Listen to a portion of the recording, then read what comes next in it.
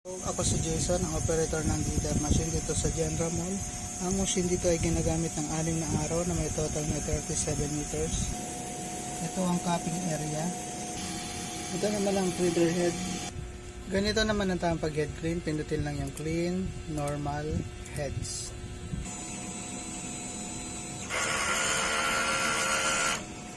Punasan natin ang rubber wiper pagkatapos mag-head clean. Ito naman ang result ng nozzle check. Yung system ay tama lang. Waste tank nilinis kahapon. ABR. Ito naman yung ground wire. Andito naman yung mga stock namin na in use. Dito naman yung mga unused na ink.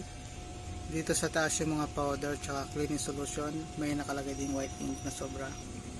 Sa baba naman yung mga DTF film natin. Ito naman ang workload namin kahapon. Ito naman yung February.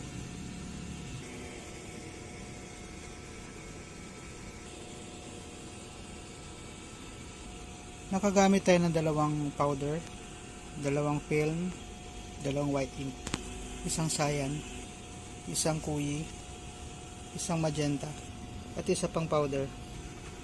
Ito naman ang weekly checklist maintenance. Ito naman ang monthly checklist maintenance namin. Yun lang po, salamat.